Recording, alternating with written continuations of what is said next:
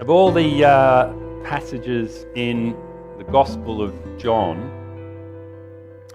this I would have to say is one of my favourites. Perhaps the word favourites isn't the right word to use. Maybe the passage that we've just had a look at, maybe it just resonates with me. I read the account of Thomas and I see a man who in many respects is not unlike myself. Thomas is an honest man. You might even call Thomas a scientific man. Think about it.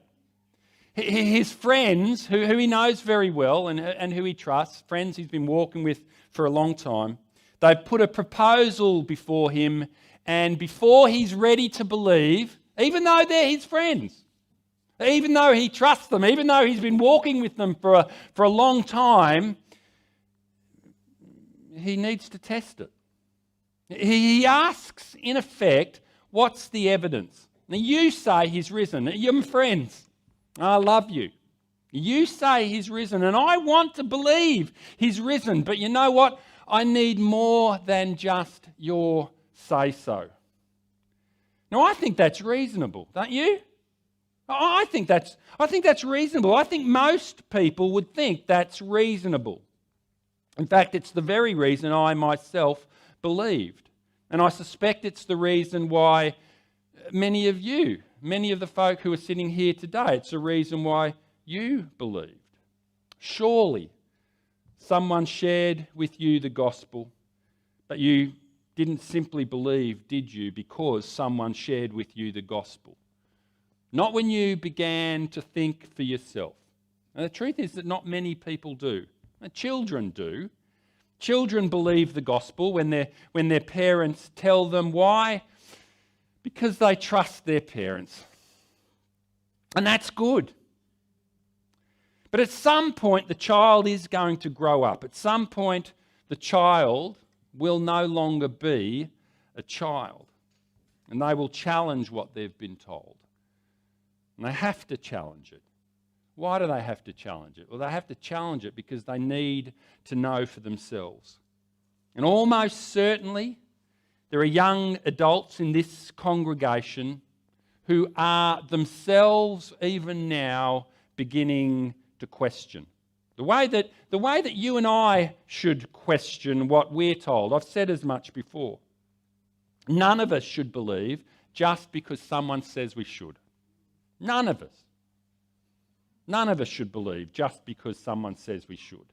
We should always be prepared to challenge it. And having challenged it, we will either hold on to it or we will discard it. And Thomas is no different.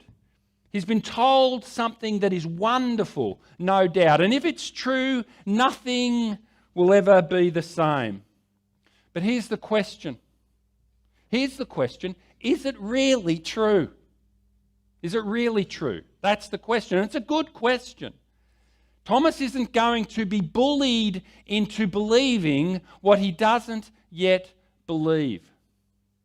Thomas isn't going to go along with the crowd just because he thinks he must.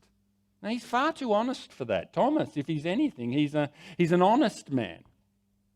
That's what I mean when I say he's like me. I hope I too am an honest man, but that's not what I mean when I say he's like me. What I mean, church, is this. Thomas is a man who isn't prepared to agree with anyone else unless he's convinced that what he's agreeing to stands up. That's who Thomas is. And I've got to tell you, that's a good way to live. As Christians, it's a good way to live. As Christians, it's an honest way to live. That's why I'm not willing to vote yes to the Voice in the upcoming referendum just because someone says I must. Well, I may vote yes. I'm not saying I won't. I may vote yes. But first, I have a lot of questions. It's far too important not to have questions. And labelling me won't help me to answer them. Help me, by all means. But don't tell me. Telling me I must vote yes won't answer them. Thinking less of me or ill of me won't help me to answer them. And unless I'm satisfied, it would be intellectually dishonest of me to say yes. Now tell me by all means. But let me ask questions. Let me ask questions. That's Thomas. Thomas isn't afraid to question what everyone is telling him. He isn't scared. Thomas isn't scared of being labelled a doubter. You see, the truth, he is a doubter. Why wouldn't he be? People are telling him that something impossible has happened. A dead man is no longer dead. A crucified man, no less. A crucified man is no longer dead. Thomas knows that such things don't happen. Experience tells him no. That's what experience tells him. Even if he wanted to believe it, he can't. And that's the scene we're presented with in these first two verses.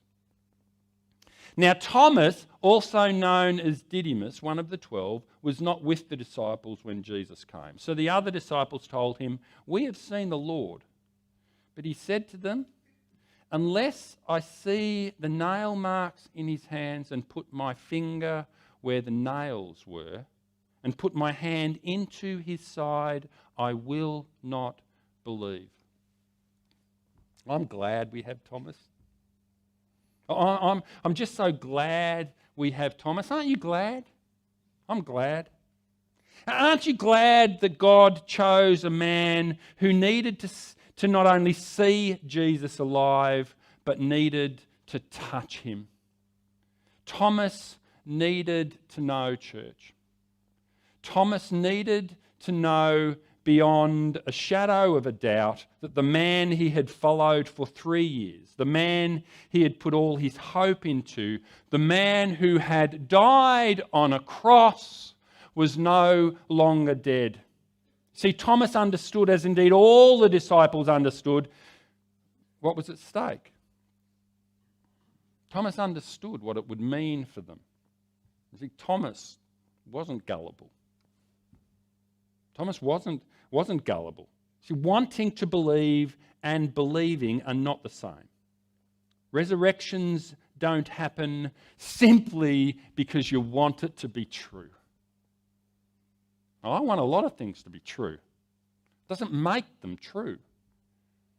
And wanting the resurrection to be true doesn't make it true.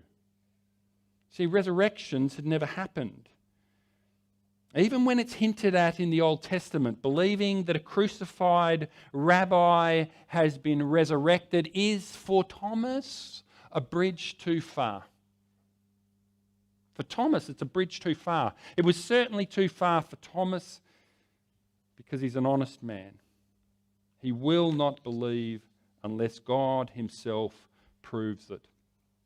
And you'd think, wouldn't you, that if God wanted to prove it, he'd have shown himself to Thomas when he showed himself to the others.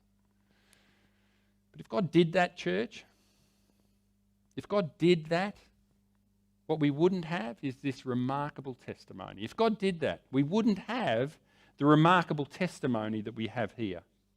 What Thomas says and the way that God responds to Thomas sets up one of the most, if not the most remarkable exchanges in all of human history.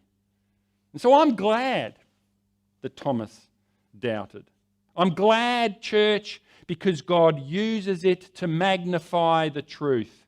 Even doubt God uses. See, doubt, church, it doesn't scare God. Doubt doesn't cause God to panic. It might cause some of us to panic, but it doesn't scare God. Doubt is an opportunity for God's glory to shine even brighter. God isn't offended by our doubt. It's simply a wall that God's Spirit passes through. Now, please don't think that when God chose Thomas, he didn't know that Thomas would offer objections. God didn't choose Thomas because he was easily led. On the contrary, Thomas was always questioning. Thomas is, in many respects, a 21st century thinker. Now, of course, he's not a 21st century thinker, but you'd be mistaken for thinking that Thomas could be. You see, Thomas, he offers objections, a perfectly reasonable objection. Some of the greatest thinkers of our time, church, have offered objections. Intelligent people. People who had doubts in the existence of God and who were absolutely sceptical when it came to the resurrection. People like Anthony Flew and Alistair McGrath and John Lennox, Francis Collins and Rosalind Picard, just to name a few. All of them, without exception, all of them were accomplished men and women. Men and women who, like C.S. Lewis before them and another notable academic, thought they knew, but they hadn't really sought the truth. Men and women who weren't convinced because they either weren't really looking or else they'd stopped looking. And because they weren't looking or because they'd stopped looking, it was easy for them not to believe. Not because there wasn't enough evidence, they just weren't looking. And as a result, their minds were closed, or else they were looking in all the wrong places, and yet they changed, didn't they? Atheists and skeptics who became believers in God, and most in fact, not only did they become believers in God, but they became followers of Jesus. And all of them, every one of them, were great thinkers. All of them, every one of them, intellectuals. Now, I really want you young people to hear this. Those of you who are beginning to think for yourselves, some of you will go to university and you'll hear people tell you that no serious thinkers believe the Bible. They'll tell you that science and the scriptures clash. They'll tell you that you have to believe one or the other.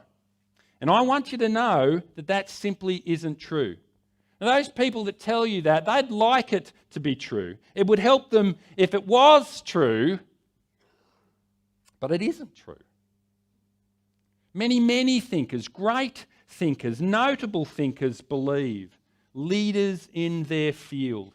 Not all thinkers, but a great many thinkers, physicists, chemists, philosophers, biologists, Nobel Prize winners, doctors and scientists. And because they're intellectuals who believe, they aren't very much liked by the establishment.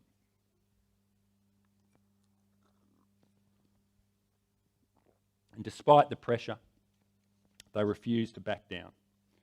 They refuse to be silent. They won't be bullied. They won't be bullied. They won't be bullied into a kind of passive, private faith. And they stand alongside a great many others as proof that belief in the resurrection is reasonable. Young people, believe me when I tell you it's more than reasonable. It's more than reasonable. They are proof that belief in the resurrection doesn't stand in opposition to science. You see, science, real science, true science, and belief aren't enemies at all. Science merely confirms what God has done and what God is doing. And science has always confirmed it. Science has always confirmed it, despite the objections of men like Sam Harris and Lawrence Krauss, the latter declaring, listen to this, that all scientists should be militant atheists. Doesn't sound like a very scientific approach to me. Does that sound like a very scientific approach to you? What's he saying? Well, he's saying this: don't have an open mind. That's what he's saying. A scientist, don't have an open mind. Are you kidding me? That's what our young people are hearing in our universities. So pray for your young son, daughter. That's what the world wants them to believe. Nonsense. Utter nonsense. You young people, please listen to me. Don't allow the possibility that there may be things too wonderful for you to understand. Don't be surprised by that. Embrace it. Embrace it. Oh, Thomas, he doesn't dismiss it. He doesn't say, no way. He doesn't say it didn't happen. He simply doubts that it did. You see, doubt isn't closed to the possibility, church. It just needs something that it doesn't yet have. And I want you to hear that. It's okay to doubt. It's okay to doubt. It's honest to doubt. Just keep looking. Just keep asking questions. Don't listen to smart people who don't believe tell you not to listen to other smart people who do. Some people can also be narrow-minded people, even smart people. And if God really did create the universe, if he really did rise from the dead, if God can do that, church, then surely doubt isn't too big an obstacle. God isn't afraid of doubt. God isn't afraid of your doubt. He's not afraid of your child's doubt. Doubt isn't too big an obstacle, not for God. For you maybe, for me maybe, but not God. Unless I see the nail marks in his hands and put my finger where the nails were and put my hand into his side, I will not believe. That's his position. But he isn't yelling them down. He's not closed to the possibility. He merely states that he needs to know. What's the evidence? And the reason is because the stakes are just far too high. Verse 26, a week later his disciples were in the house again and Thomas was with them. Though the doors were locked, Jesus came and stood among them and said, "Peace be with you." Thomas is hanging around. There's something, isn't there? There's something that keeps him from leaving. Something. And here's another thing. The others notice they're not in a hurry. Did you notice that? They're not flustered. They know, don't they, that if Jesus proved himself to them, that he can prove himself to Thomas too. Because they were like Thomas. They didn't believe. They had no idea at all. And what does Jesus do? Jesus proved himself to them. They're not flustered. They're not badgering Thomas. They're not making him cross the road and walk on the other side and ring a bell. No. If Jesus proved himself to them, he can prove himself to Thomas too. They don't have to argue him into the kingdom. He's with them. And that's enough. And it is, I think, good to be reminded of that. We're all, aren't we, at different stages in our journey of discovery. Some of us, like John and Peter and Mary, we know, don't we, beyond a shadow of a doubt, we know that Jesus is risen. We know that. No wonder Lawrence Krauss gets upset. Nothing he says can convince us otherwise. We know Jesus is risen. And we know, don't we, that Jesus is Lord. He revealed himself to us in such a way that we cannot believe anything else. And there will be others amongst us who want to believe, but who for a whole lot of reasons they're struggling with doubt. And I want you to hear this. That's okay. That's okay. The point is that we're all here. With our doubts, with our assurance, we're all here. We're all waiting for Jesus to reveal himself to us in a fresh way, in a way that deals once and for all with any and every doubt So if that's you, if you find yourself doubting, can I encourage you to do what Thomas did? Continue to meet with God's people. Thomas met with God's people and he brought his doubts with him. He didn't park his doubts at the door. And his friends didn't shun him. Continue to want to see what others see, to know what others know. Be encouraged that Jesus, he knows what you need. He sees you and he understands you. He made you. And more than that, he loves you. He loves you. He loves you. And notice also that the doors were locked.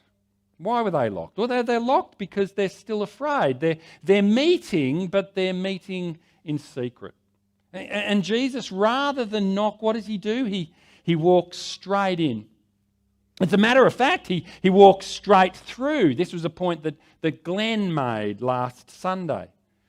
You see, the one thing about Jesus is this: Jesus doesn't need an invitation. I can rock up to your front door and open up and walk in and you'll escort me right back out. Until you invite me. But Jesus doesn't need an invitation.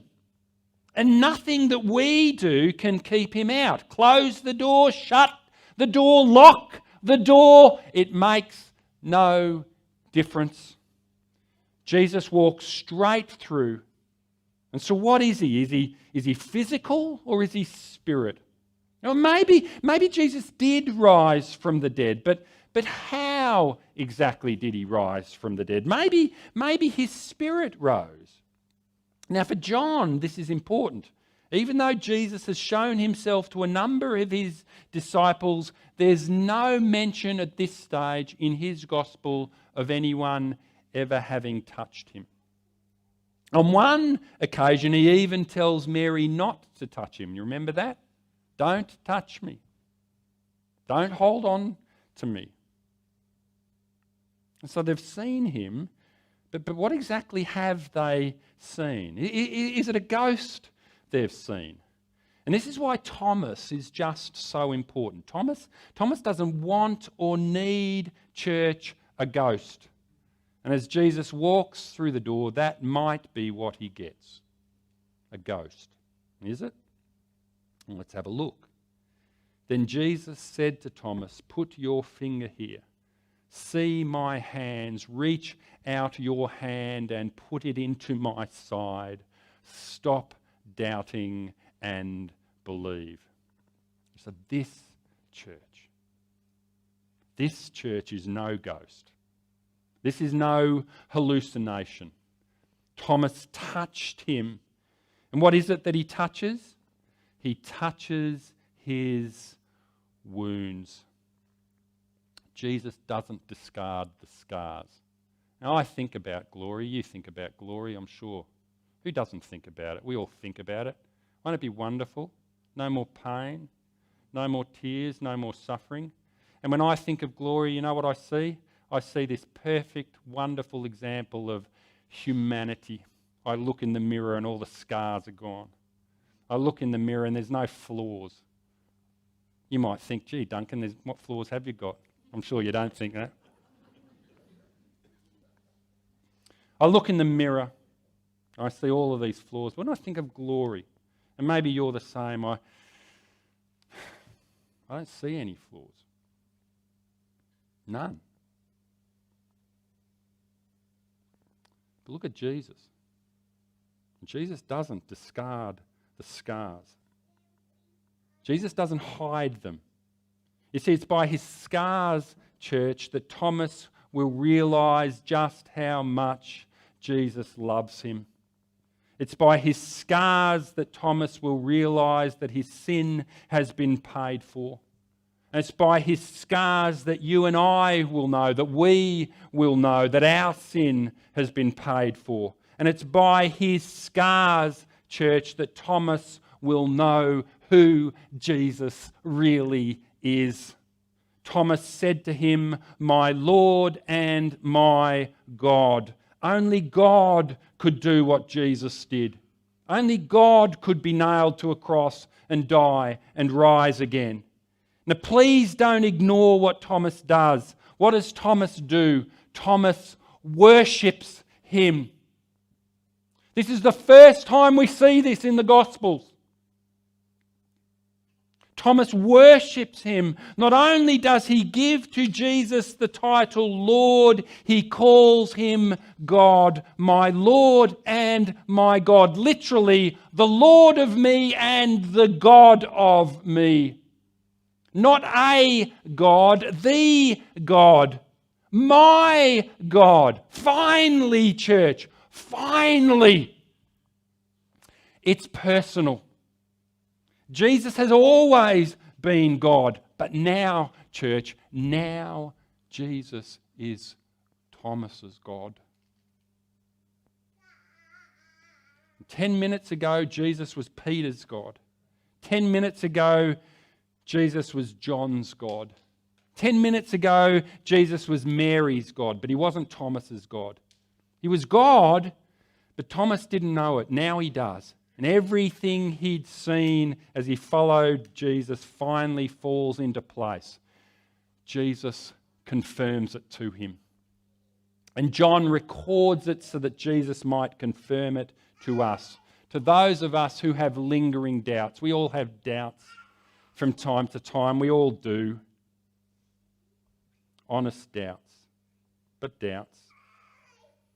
John takes us to the day that Jesus met with Thomas, to the moment that Thomas saw with absolute clarity who Jesus is. And what does Thomas do?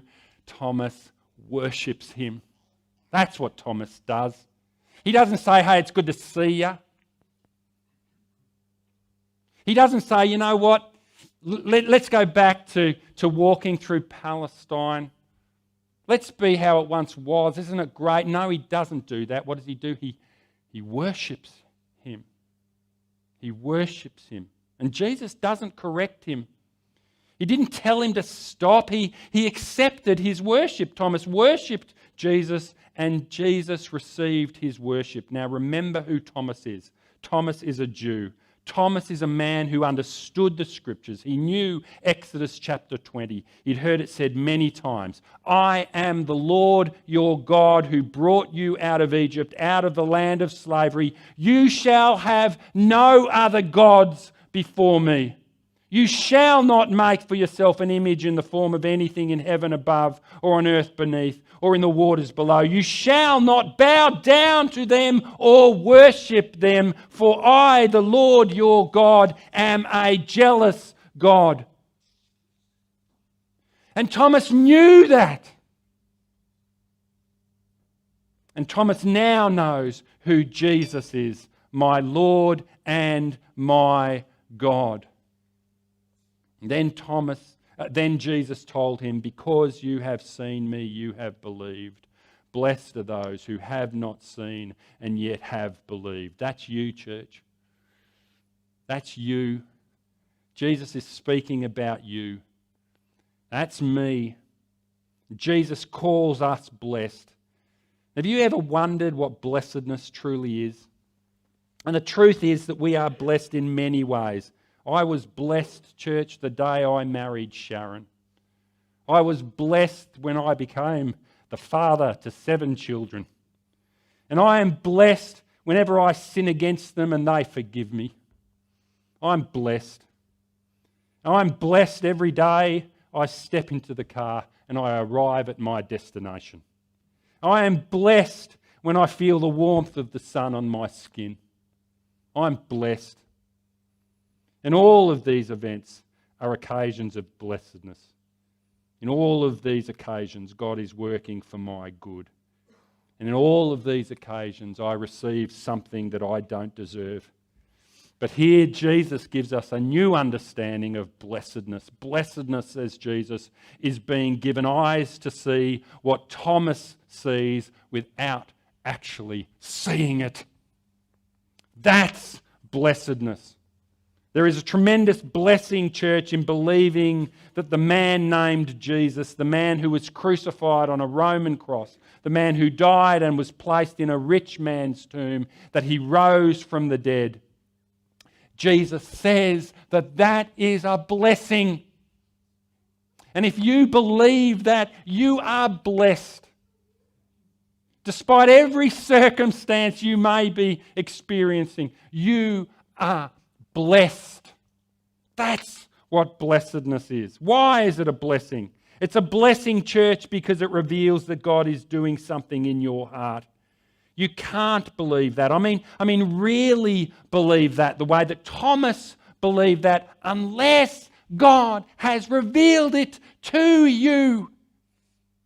You cannot believe that a man rose from the dead unless God revealed it to you.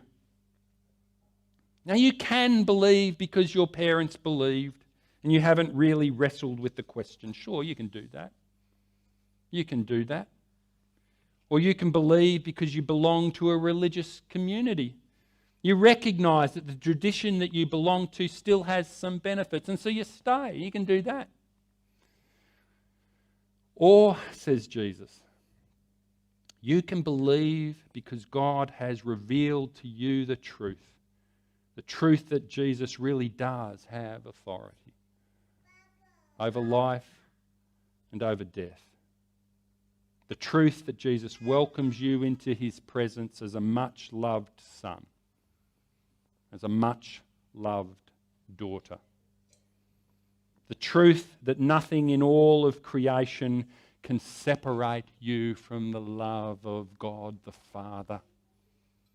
Nothing.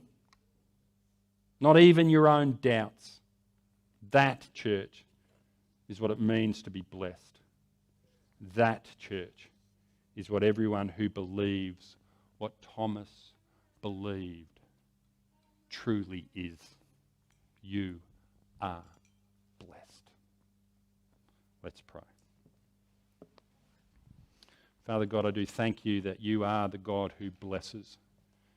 Lord, what a blessing it is to believe the truth, to know that when we die, we will walk into the presence of the living God as much-loved sons and daughters.